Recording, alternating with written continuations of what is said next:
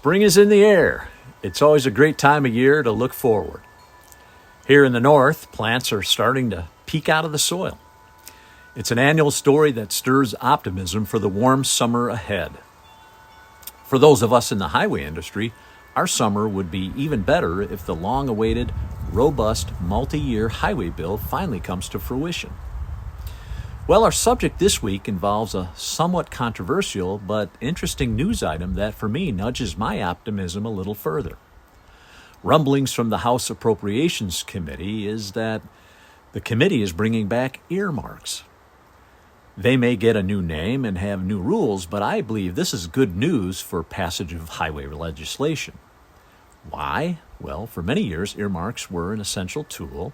I like to think of them as the grease on the mechanical skid plates that help overcome friction. In other words, earmarks help forge bipartisan support to pass key legislation.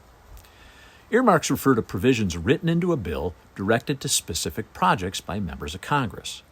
No doubt you've heard of them also referred to as pork barrel spending and cast negatively. But not all earmarks are bad, and many have funded important infrastructure projects our members have built. What's more, the earmarking process used to be a regular part of the process of allocating funds within the federal government, and especially for transportation authorizations.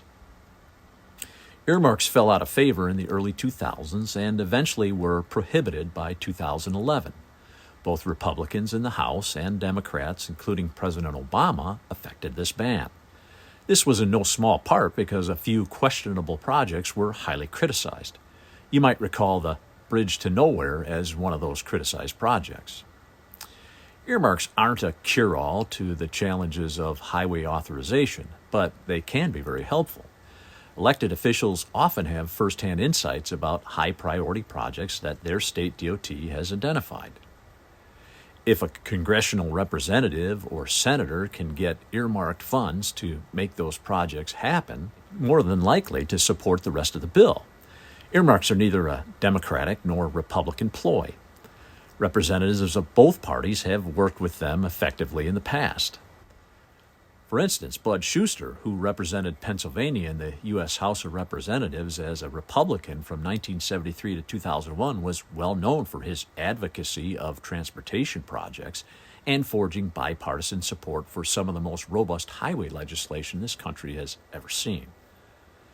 There's little doubt that for the better part of 15 years or more, our legislative skid plates have been stuck. Without earmarks to justify legislative support at home, partisan animosity and legislative gridlock has made it difficult to pass any meaningful legislation. We haven't had a game-changing highway bill since earmarks went out of favor. For earmarks to return, Senate and House rules will have to change. But T&I Chairman Peter DeFazio and Highways and Transit Subcommittee Chair Eleanor Holmes Norton both announced the committee will provide an opportunity for members of Congress to submit requests for highway and transit project designations. It would appear they're getting ready. So like spring flowers emerging from the ground, perhaps this news of the return of earmarks will be a welcome sight and another nudge toward optimism for a highway bill. That's it for this week. Thank you for your membership. Please stay safe and make it a great week.